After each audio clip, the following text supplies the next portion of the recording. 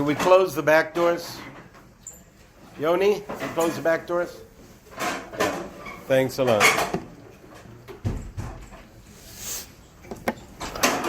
Shavua Tov.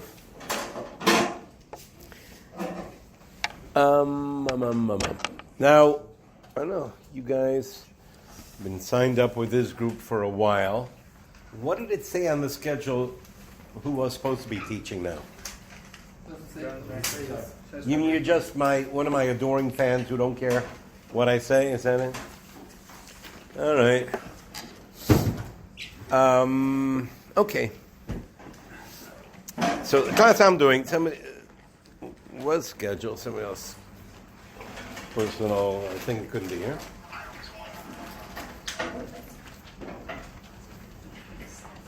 Could we turn off the phones? See, that's why you need a Shulchan Aruch. You got to be told everything. Let me check this. Nothing is understood. For example, what's your name? Yeah. Jonathan, are you a man or a woman? Man. That's what he says. Nowadays, can't know anything. All right. So, we'll turn this off. Silent. Okay. So, the class I'm going to be talking about, I'd like interaction, etc., interactive class. Pluralism. Pluralism. Is there more than one way to be a good Jew? We'll start with plural. More than one.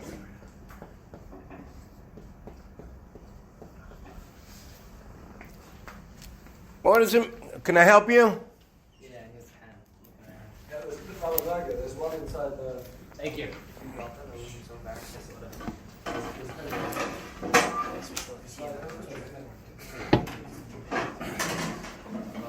It's all right, it's all right.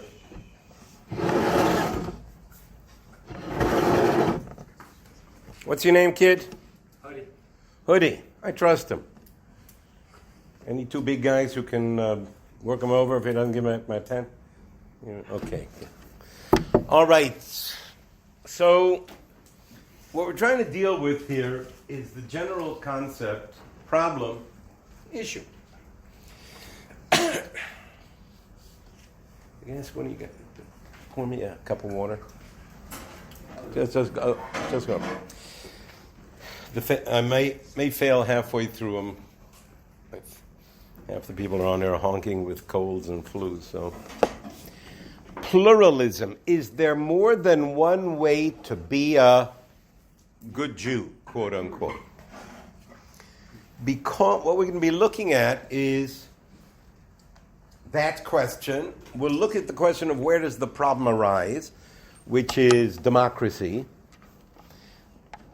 Both the fact that it's not a Jewish idea. Thanks so much.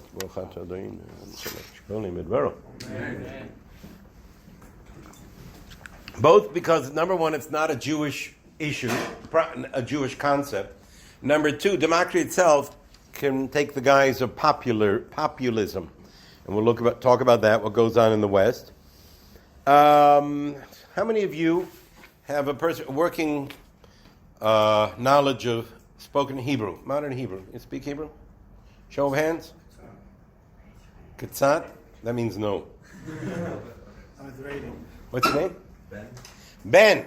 How do you say democracy in Hebrew? Demokratia. Wow, what a coincidence. Let's see, what other Jewish ideas? How do you say socialism in Hebrew? Socialism. Boy, we're on a roll. All right. So you got to know that when you have a language of people who have been speaking and talking for 3,300 years and don't have a different word for it, it's not one of our ideas. But we're going to start with the issue of, isn't there more than one way to be a good Jew? Now this is commonly referred to as pluralism. Pluralism in Jewish life. We're going to talk about it, and we'll then have discussion between two people. The one representing the Reform concept and the one representing the Orthodox one. Why will we not deal with the one that represents the conservative one? There's not much of an ideal. There's not much of a banner. In other words, they stretch from just about Orthodox to just about Reform, depending on what's going on outside. And therefore, you're going to find a range, but in terms of representing a particular point, you have Orthodox, which is what was classical Judaism. Reform started in the early 1800s.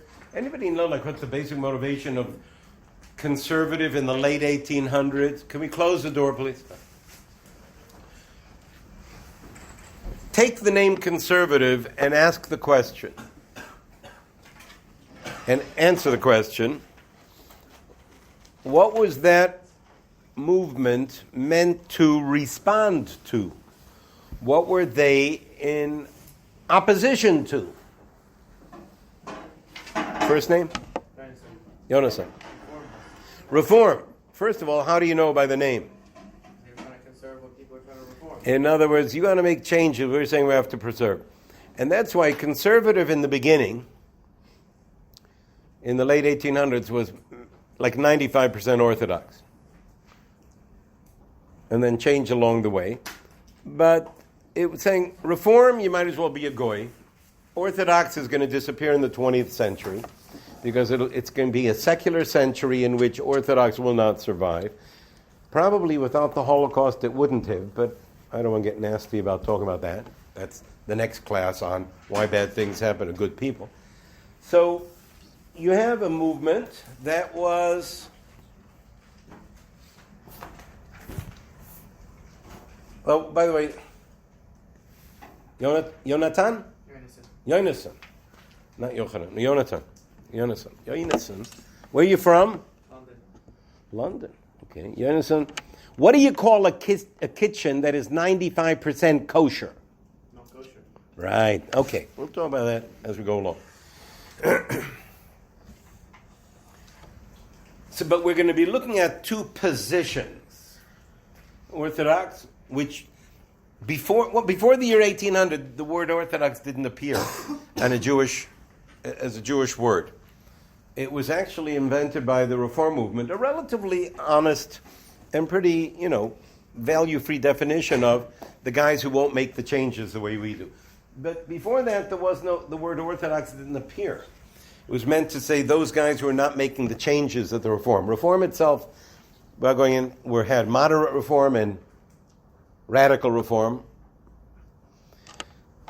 But we're looking now, 21st century.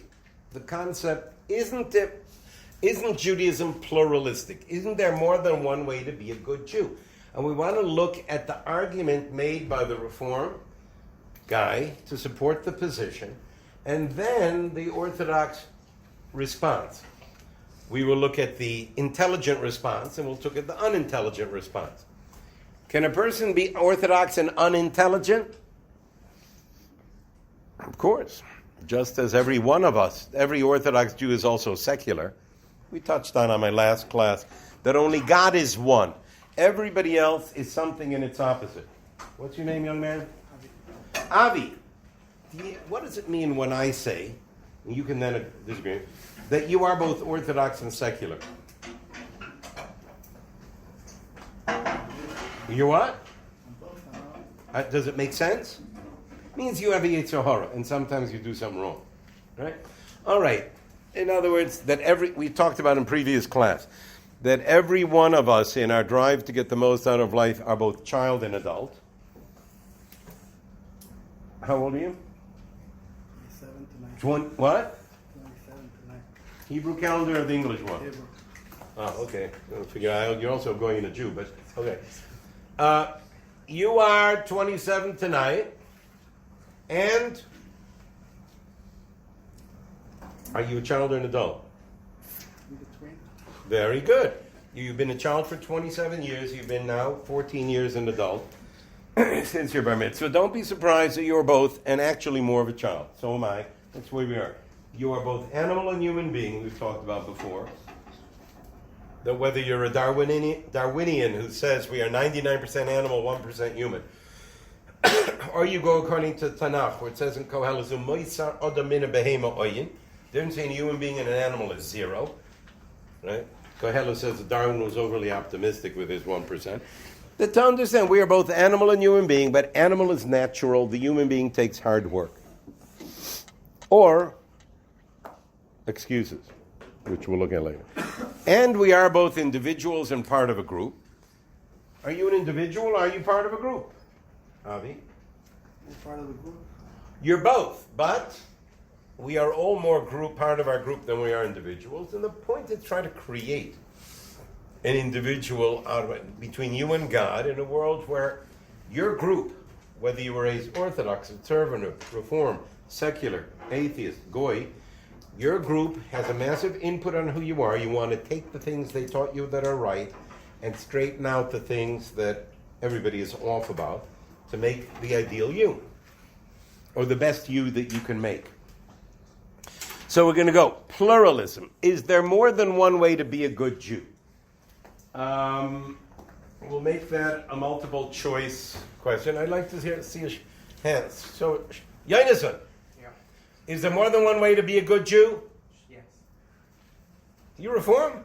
No, Hasidish, Litvish. Oh, in other words, so we're going to be the answer to that question is yes, but, or yes and no, and we're going to be looking at what that means. Because one of the big problems that Orthodox Jews have is that when a Reform guy says it, you say, well, obviously he's wrong, so we're the other side. And you have to understand that just like on the question of are you a child or an adult, the answer is both, animal and human being, the answer, that the question of is there more than one way to be a good Jew is yes, but. And if, because the Reform guy says yes, you say no, you fall into the trap that we're going to be looking at. So now we're going, and you have on your schedule, like, what time is the next class? You've got about 40 minutes. 40? So like till 9:20. Latest 25. Latest? 25. Oh, earliest 25 is when we get it. Anyway, Asher Resnick is a very good friend of mine, so, but he will walk in because he knows that otherwise. All right, so we're going to be looking at, and it's for years. It's not merely how to tell it to others; it's how to understand it yourself. So we're going to look at the Reform guy's position on pluralism, and we're going to go through the various different possibilities to understand. He said, green light, yes, pluralism. Now, the guy, we're having the Reform guy here and the Orthodox side. The Reform guy said, there's more than one way to be a good Jew. The Orthodox guy says, prove it. What evidence does he bring to prove that there's more than one way? Let me tell you what he won't do if he's a smart young man, a smart person. He will not say, why, just the other month at the International Conference of Reform Rabbis of the Universe, or whatever, they passed a resolution saying that Judaism is and ought to be pluralistic. Why would he not bring that as evidence that Judaism is pluralistic? We don't hold by it. What? We won't hold by that. We don't hold by that. And therefore, while he has a right, anybody has a right to say they can believe anybody, but if he's trying to argue, when two Amoraim are trying to argue a point in the Gemara, you can't say because I have another Amora agreeing with me. When two Amoraim have an argument in the Gemara, where do they have to go to bring evidence that they're right? A what? A Braisa or a Mishnah, both of them written by? Tanoim. What? Tanoim. And since we are the Tanoim we find as authoritative, clearly based on that Mishnah, I'm right. In which the other Amora has to either concede the point, which as Jews nobody ever wants to do, or he'll find, how will he find a difference? When you bring him a Mishnah that seems to imply the laws like he said, what are the various answers the other Amora will have? Probably on a specific specific case, that's different. Hocha b'maya skinan, that's talking about in such a case, but not in this case. He'll find what the world identifies as Talmudic hair splitting, in other words, otherwise known as thinking, right? In which you can tell the difference between two things that are similar but different, right? There's a difference. Or another say, that Tana says it, but another Tana says it. It's cholek, and I can hold like this Tana, right? And okay. And therefore, the Reform guy arguing with you will want to bring evidence from that which Yonasan accepts as authoritative. But they do. They do a good job. The Reform guy says, I can prove, according to you guys, that there's more than one way to be a good Jew. Can anybody bring examples of the evidence that a Reform fellow will bring to prove that there's more than one way to be a good Jew? First name? Jonathan. Jonathan. Yeah. Yonasan? Jonathan. Yonatan. Are you Yonasan's brother? No. No? Okay. Yonatan? Yeah. Give me an example. Because I forget where it is in the Gemara, but there was an argument between three Rebbeim about that they were right and they said you were wrong, and that he said if I'm right, then the gospel will come down and say I'm right, and he said he's right, but then the other Rebbeim is saying wrong because you gave the Torah to us. I hear. So for us to turn it. And what did they do to the Tana that God agreed with? Put him in cher. Give me a better argument. I hear the point. It's a legitimate thing. But I want to show where we hold that it was okay to differ. And go to the Gemara. I'm going to say, Yonatan, give me an example in the Gemara, a more general example of an example, so to speak. What? Too specific.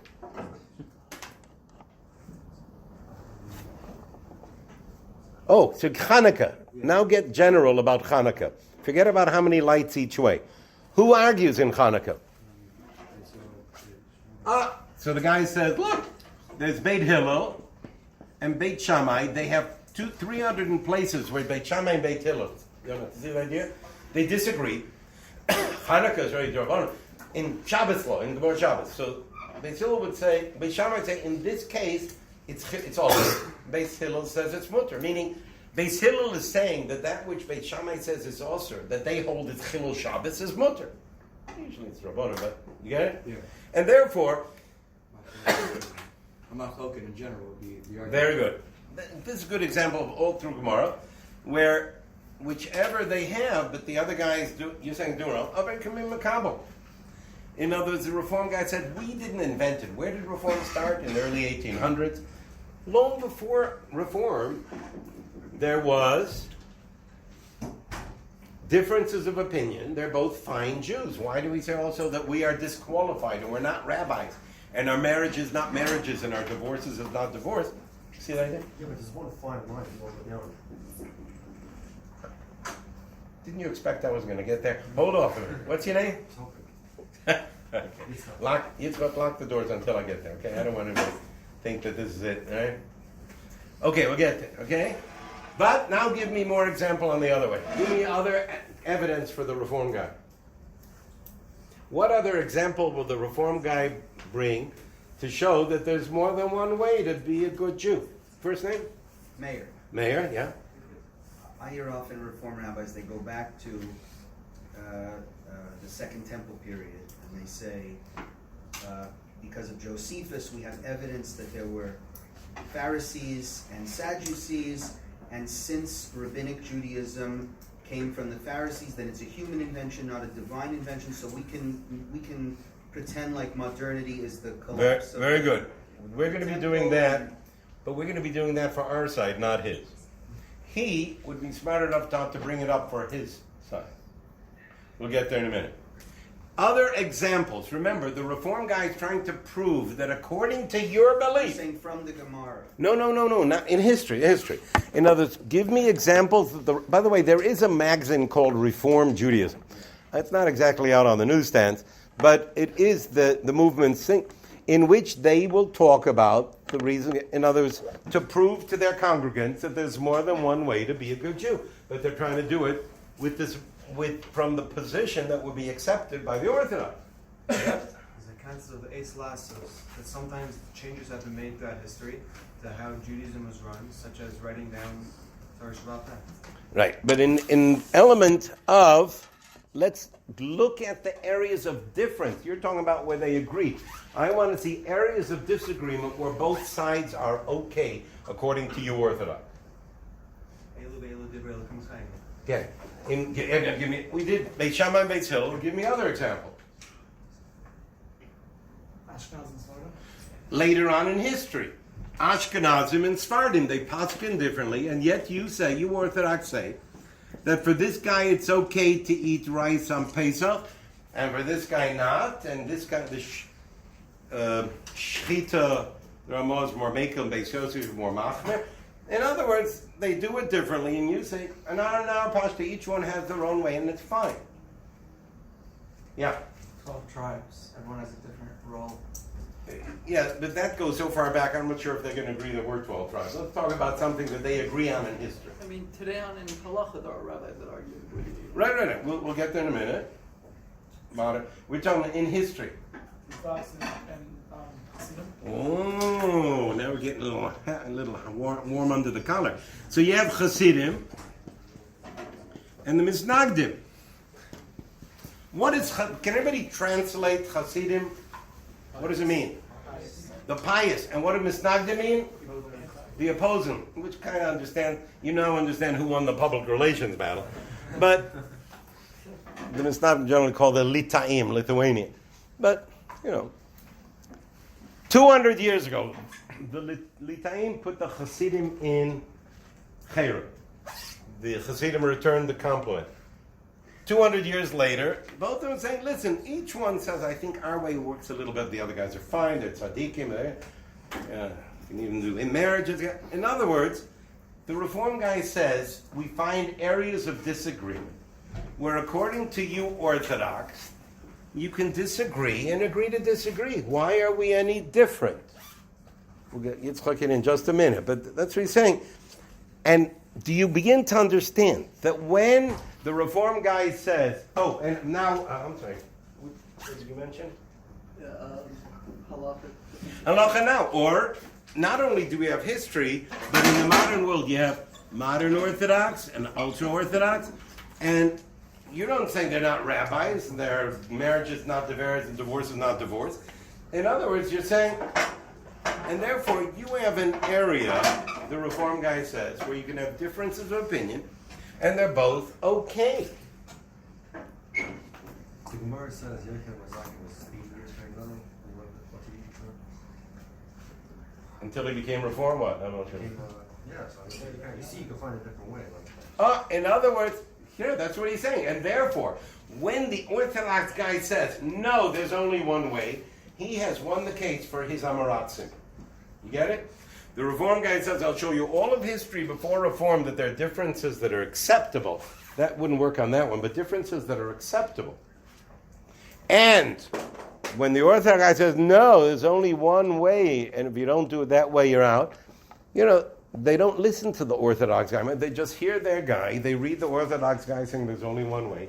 He's won the point.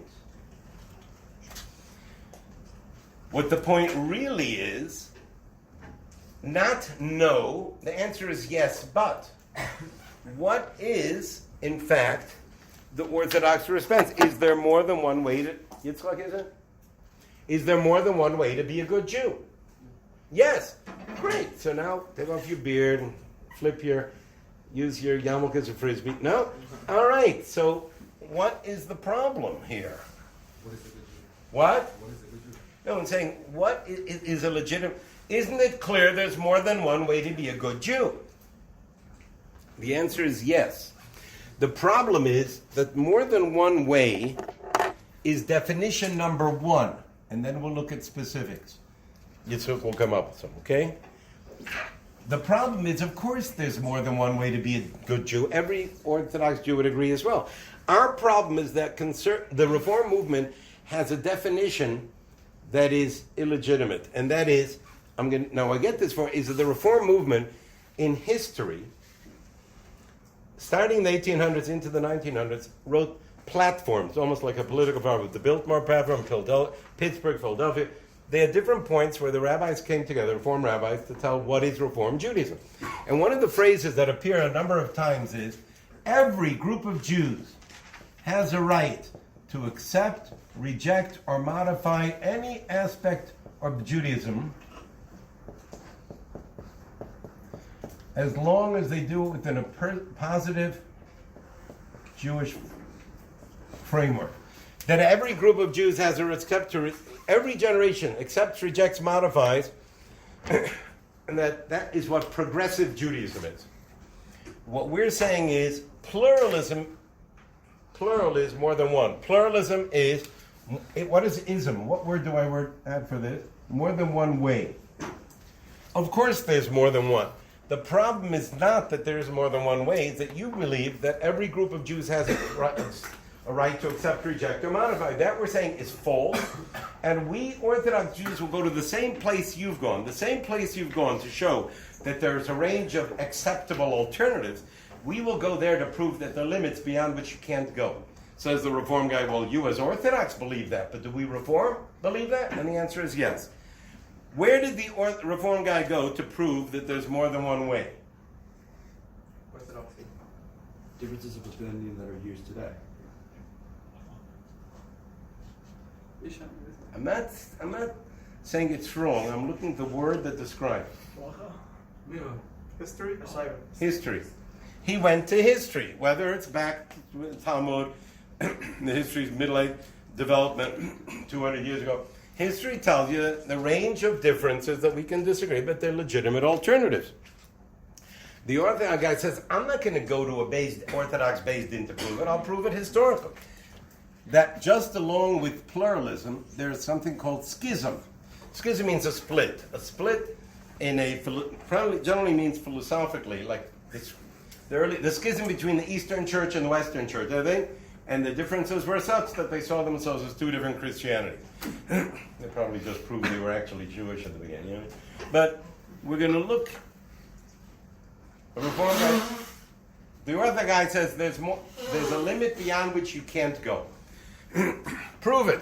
So the Orthodox guy says, I'll point out that there are differences that were created in which not only we Orthodox don't accept, you Reform don't accept either. Give me an example. Give me the most obvious, open example. Very good. Christianity. In which a group of Jews said, well, we accept certain things of Judaism, we reject others, we modify a third. In which both Orthodox and Reform says, you're out. This is not Jewish. In fact, it's interesting that probably this is the one place where the Reform movement is more radical, more extreme, more Haredi than we are. We say that if a Jew believes in Jesus, he loses the right to be called into a minyan, counted in, but he's Jewish. Reform says you're a goy for all purposes. You are non-Jew if you accept Jesus. A little hyper.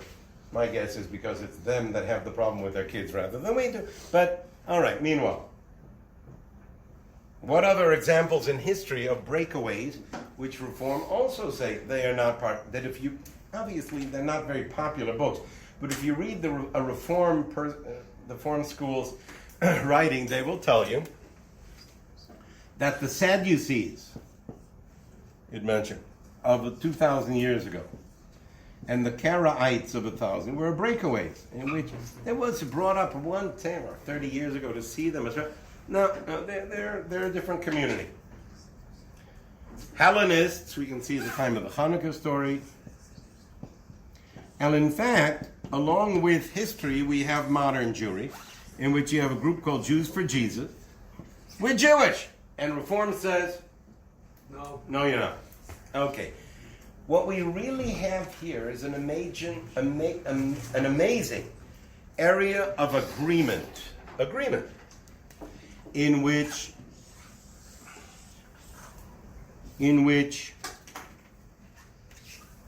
the Orthodox guy says, the Reform guy says, Reform, we are a legitimate alternative within Judaism. We're a pluralistic alternative. And the Orthodox are saying, no, you're a breakaway. You're a schismatic movement. You have a major area of historical agreement. What is an acceptable alternative? What is a breakaway? The problem is, Reform is saying, you're right, there are both. We are a pluralistic alternatives, and we're saying, of course there are pluralistic alternatives, but you are not. Once we get to there, we understand what the issue is. We know that we're going to now look at the historical reality. What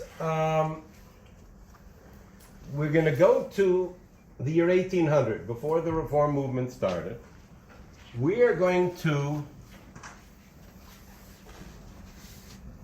identify basic principles of Judaism and then find that the only one that works over 3,000 years of Jewish history is the Orthodox alternative. I must say, I'm familiar with Reb Shmuel Kamenetsky, Philadelphia Yeshiva. His son Reb Shalom said he never was into Kiruv. This was a long time ago. He heard one of my tapes called Pluralism, and then a Reformed shul asked him to speak about Orthodox Judaism. So I don't know if he asked his father, but he just didn't want to pass it on. He said it worked so well, he's been involved in Kiruv ever since. Speaking in Reform. Sure. All right. So we're going to be putting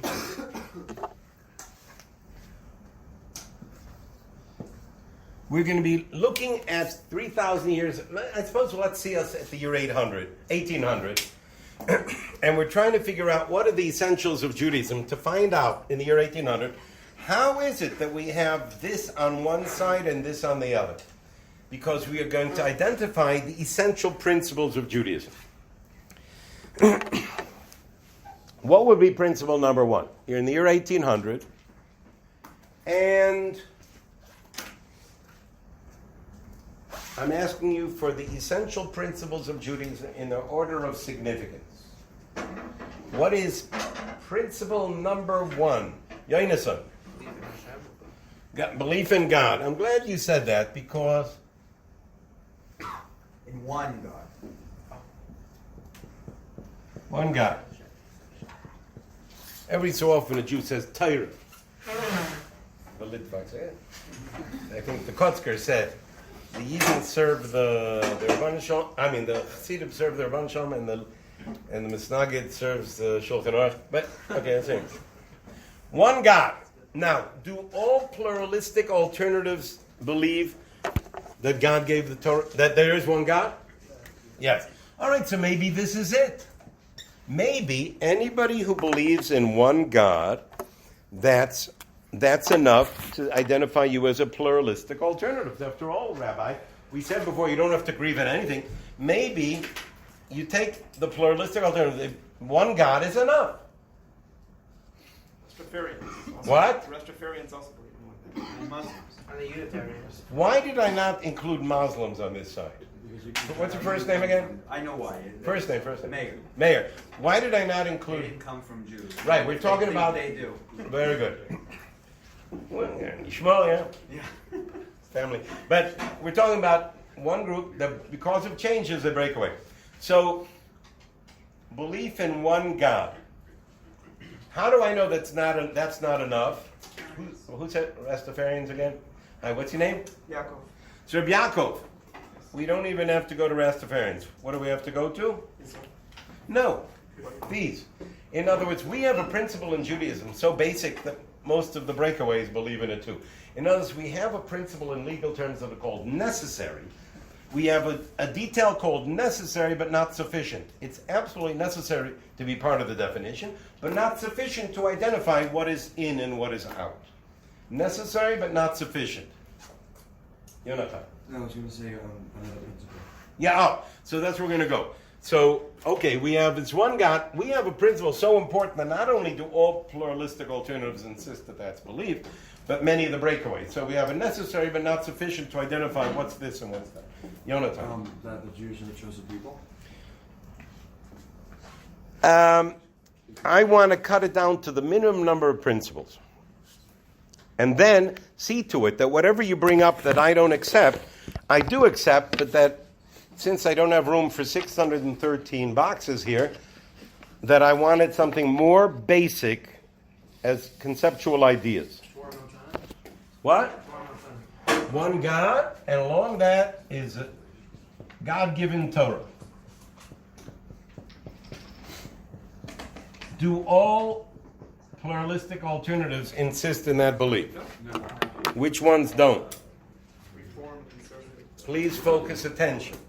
We have the pluralistic alternatives that we both Orthodox and Reform agree is pluralistic. We have the breakaway schismatic that both Orthodox and Reform believe is breakaway. We have the difference of opinion as to which one is Reform. We're now looking at, before Reform, we're looking at, do all pluralistic alternatives insist in the belief in God-given Torah? Yes. Yes. In other words, whatever differences we will find, it's not in these two. We will find. Nevertheless, it's still we have the necessary definitions, but not sufficient, because the Christians believe God gave the Torah. Sadducees, the Karaites, not the Hellenists, yes. And we're talking about that Jews for Jesus. They all believe that God gave the Torah. So we have two principles that are so important we have not yet differentiated. And if you're a Reformed Jew that's somewhat knowledgeable, you're already starting to sweat. You begin to understand, wait a second, right? Okay, we'll continue. So, if the Christians believe that God gave the Torah, why don't they put on tefillin? And why do they eat pork chops? Hashem's never going to change. What? Torah is not going to be changed. Is that the Christians?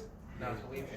Right. The Christians say God said so, and it was very significant until the point said things are tough. You know what I mean? And therefore, what is the Jewish principle? What? Torah is eternally binding.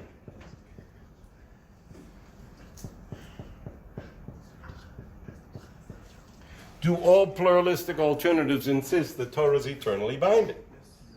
Yes. Which one not? Christianity. Try to please focus attention on the list. Yeah, Christianity. They believe. Right, that's the breakaway. Try to focus attention on that list, whichever both the Orthodox and Reform believe are legitimate alternatives. Do they all insist that Torah is eternally binding? Great. But the Karaites and the Sadducees said God gave the Torah that's eternally binding. How are they different? Why do we not accept Karaim and Tzedukim? Right. The oral law is God-given and binding. That's what oral law. God-given. Do all pluralistic alternatives insist on that belief? Now, just really briefly, how do you identify the oral law? What is it? Anything that's not.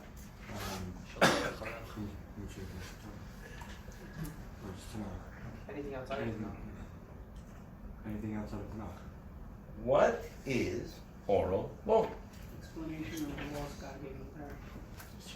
The explanation is an excellent word. I think it's a better word. Explanation. What else? All that was not originally interpretation. Interpretation is a great word. I have another word, but what was saying? All that was not originally written.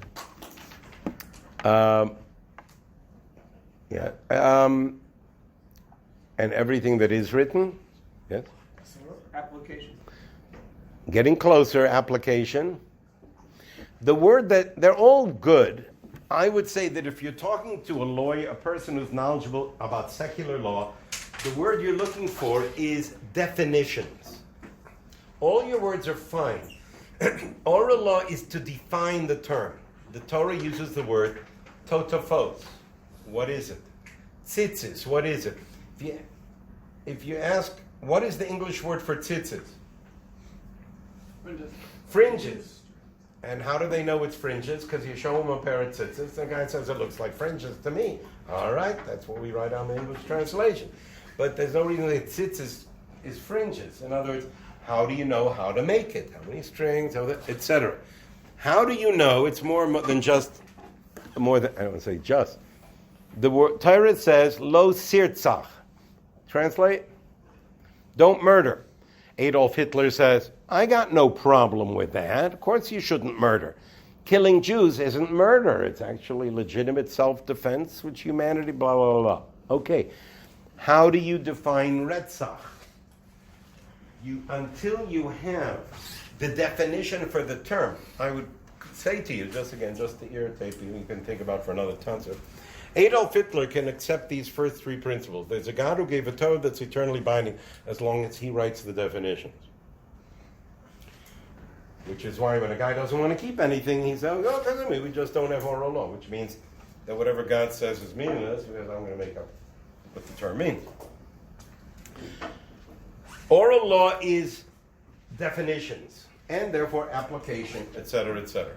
What is gezela? What's geneva? What's a nevela? What's a treifa? Etc. It's the definitions in legal term. It's the definitions of the term, with the difference of opinion when you get to areas that are very close to what's usher and what's mutter.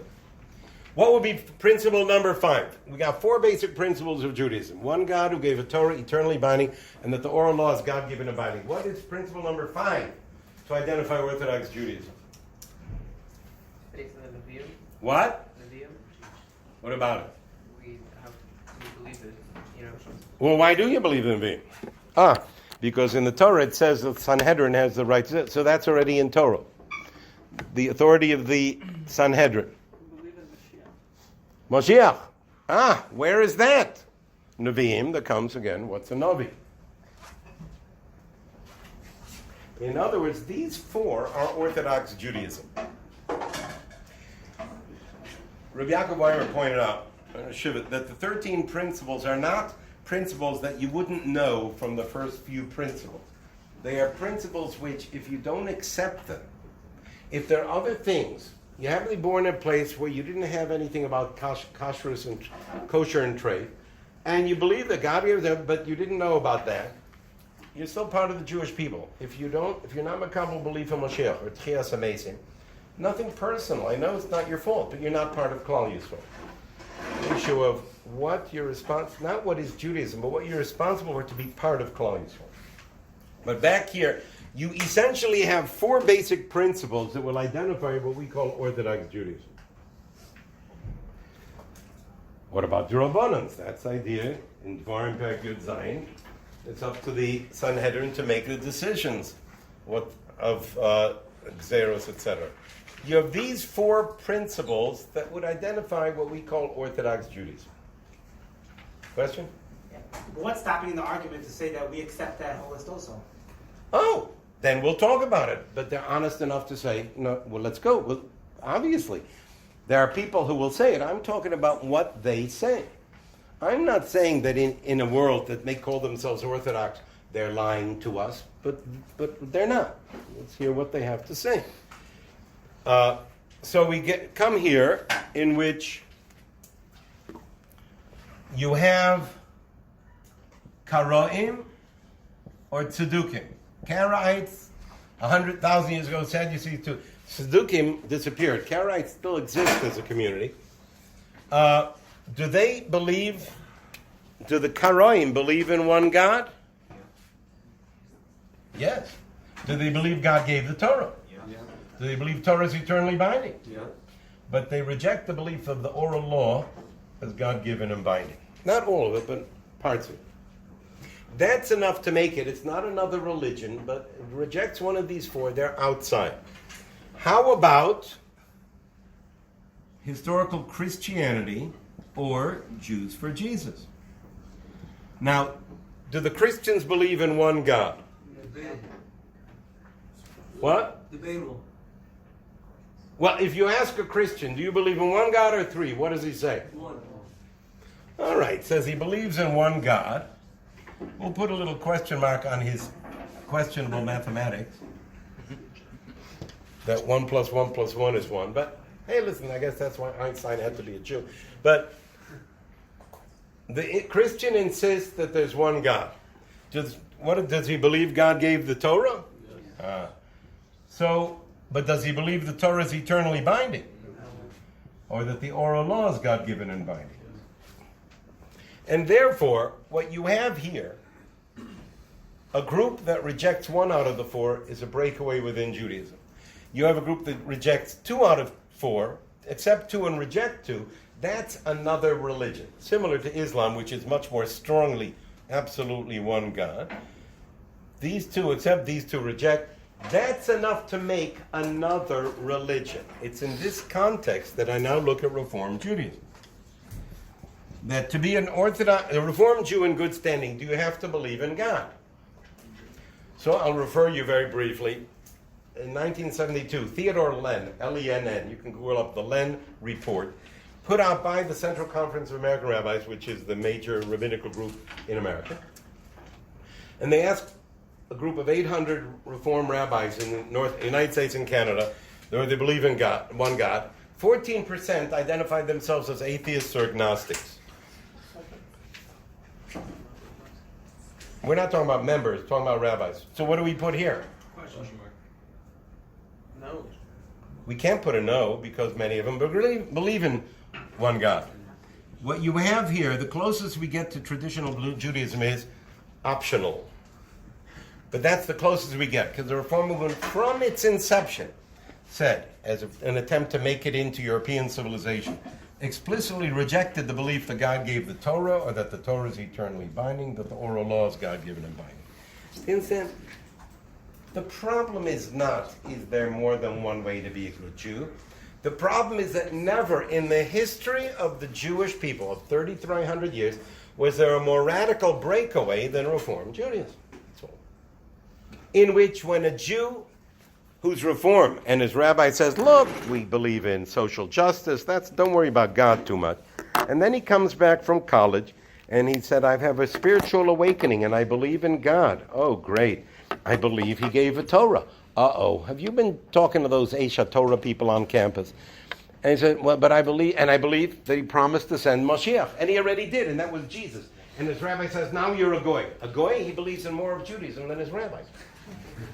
In other words, the Jew who says that Jesus is Mashiach believes in more of Judaism than the rabbi saying there's no such thing as Mashiach. It's all a fable. You understand? That what we have here is not plural, is that never, once you know that the answer is not no, it's yes, but you've never have a more radical breakaway than the Reform movement. Just to understand itself, what about conservative? Conservative generally, it's even questionable on this where they insist to believe in one God, but the movement has 3 optionals. In other words, some conservatives believe God gave the Torah, most of them don't. Some believe that Torah is eternally binding, some believe the oral law. But you have 3 optionals. Why would I say that an optional is red? That an optional is same as a rejection? Because a religion is supposed to teach central points. When you say you can believe it or not, I don't have to put Reform and conservative. I could put Democrat or Republican and understand that we have 4 optionals over here.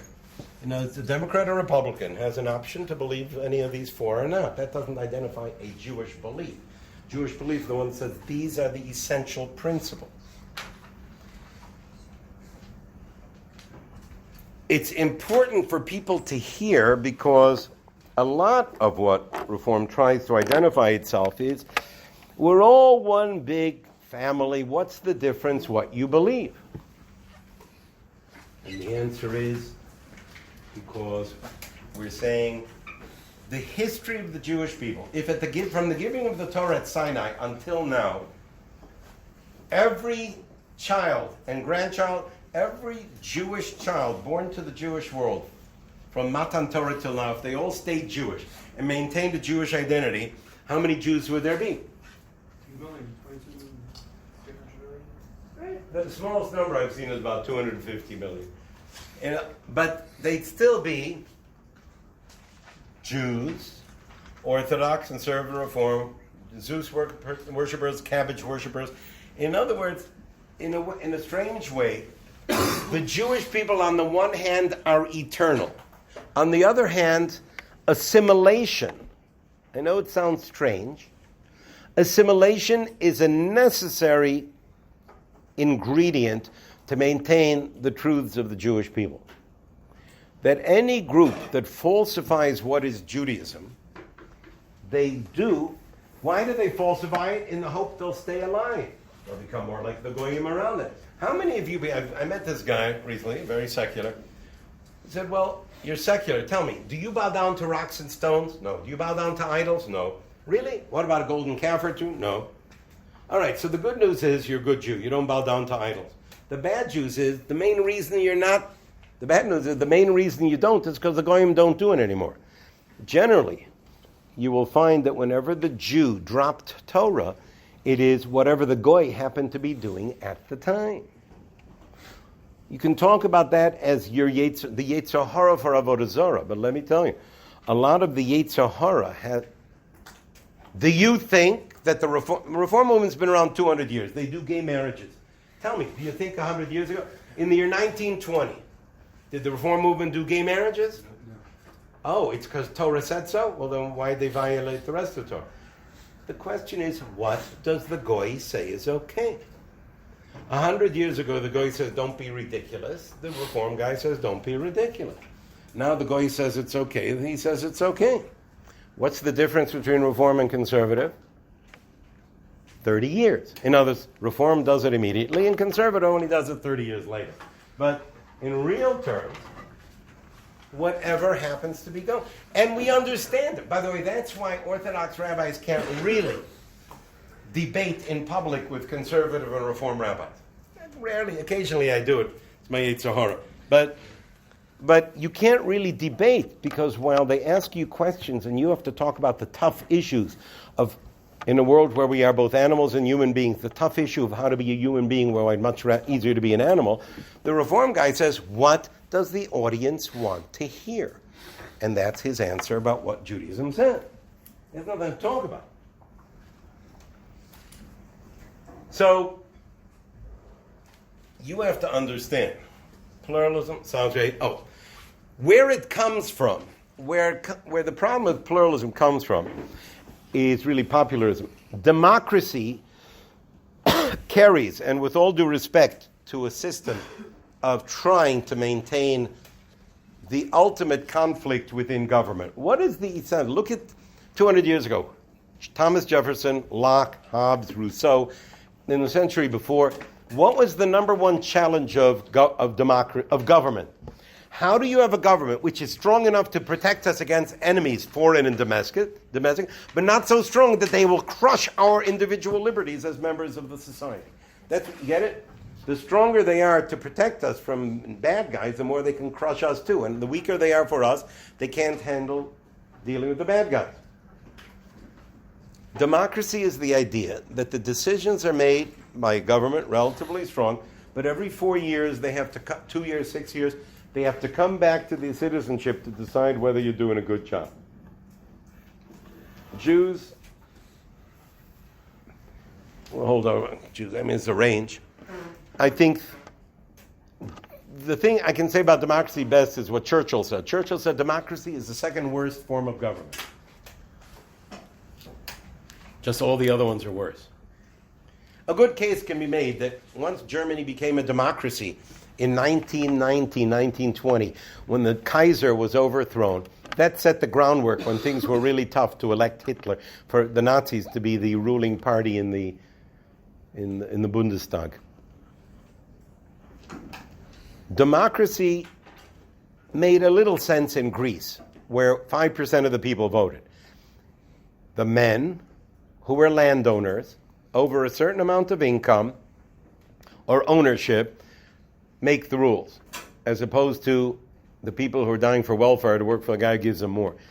That it may work there. Democracy as a Jewish idea is a nonsense concept in which you go to the masses and decide what do you want now. And you ended up with a Germany, who in 1925, in the 1920s, Germany was the most liberal society for Jews in Europe. If you were going to ask in the 1920s, where is the best place for a Jew to live in Europe? Germany. 10 years later, in the 1930s, it was the worst place. In the 1940s, they tried to kill all the Jews. Not just throw them out, but kill them all. Oh, and isn't that nice that in the 1950s they had sudden shift in which, yeah, sorry about that Holocaust, we're once again a Western secular democratic. Again, once it's in the hands of the masses, it is anything that they want it to be. And that's why democracy can easily become what is now called in America populism. Figure out what the inflamed masses want and say, we're going to give it to you. But it's important to understand, democracy never, ever meant anything other than how do you have a government which runs the country without us killing each other every few years as to how to run the country. Democracy never meant that the majority rules is democracy. Never the majority is right. What happens when you have an election in which the Democrats lose and the Republican wins? The Democrats say, well, now that Trump won, we all know that the Republicans are right. No. The law is that he's the president. We'll spend the next 4 years showing you what idiots you've been. And maybe next time you'll do it right. Democracy never determines right or wrong. It determines how to have the rules of government without killing each other regularly. Period. It has nothing to do with right or wrong. In fact, if there's one truth of all religions in the world, is that if you make a list of all, forget about Judaism, make a list of all religions in the world, find felt tip pen, Judaism, Christianity, all the religions, and add to it atheism, you know what that list will tell you? That list will tell you the beliefs of the 7 billion people on earth. And it'll tell you that whoever is right, the vast majority of humanity is wrong. People ask, how could it be that we're right and everybody's wrong? Hey, that you have no choice about. Whoever is right about life in the world of religions, whoever is right, the vast majority of humanity is wrong. Get used to it. Once we know that, actually the Jews are on top of the heap. Because half of the world, Judaism, Christianity, and Islam, are based on the truth of Judaism. There's one infinite supreme being who spoke to Abraham, Isaac, Jacob, gave the Torah to the Jews at Sinai, and then the Christians and the Muslims each have reasons why we don't keep it anymore. But to understand, pluralism, an attempt to cover up the rejection of ideas for the sake of, and by the way, you understand, when you say it doesn't matter what you believe as long as you're a Jew, what you're really saying is ideas are meaningless. Truth is meaningless. As long as you're a Jew, then you're a Jew no matter what you believe. That starts off as liberalism, actually ends up as deep racism. Being a Jew, doesn't matter what you believe as long, we would say, no, that's not true at all. That a Goy can have a portion in the world to come, and a Jew can lose it. We had a few minutes for questions. Yeah? Even in Judaism, we believe that the Nasi had to be a popular person, the Kohen Gadol had to be a popular person, even though they contained the leadership positions. Yeah. And it was possible that they could get thrown in front of people. Yeah. So, isn't that a form of democracy? Somewhat? No. No? No. Democracy means the leadership depends on a majority vote. Well, the leadership always depended on the majority vote, otherwise they got thrown out. Out of the masses? No, never. The masses had nothing to say about it. What is referred to then would be what is called generally a republic. You had a Sanhedrin, and the Sanhedrin can replace the Nasi. But the Sanhedrin is not picked by a majority vote of the masses. And that's because Nebuch, we're stuck to be a republic because we don't have a king. Once you have what you're davening for 3 times a day, you have a king, of course, that wouldn't apply. But the king is only the ideal form of government if you have... That's not, you don't generally, only an ideal generally don't go together. Well, it's only when you have a good king. When you had bad kings, it's the worst form of government. Right, all right, and therefore, in each case, you have to rely on the Rabbanu Shalom, right? So So we only believe that a democracy is not good because we believe our leaders were God-given. No. I don't have to believe that. No. You don't have to be a Jew to know that democracy means when things get tough, you'll end up with a Hitler. Would you not agree that democracy is possibly the best form of government nowadays? As a democracy is best form when it is. See, after the Holocaust, I have a hard time saying that. Democracy is a tolerable situation when you limit it severely. Namely, of the millions of decisions made, people get one every 4 years, and hopefully you minimize, people do it rather than maximize. That basically, forget who was the person you quote when you said the masses are asses. The general point, or as Clinton said, it's the economy, stupid. People do not vote for the national interest. They vote for which system will give me a better economy, which will give me more welfare.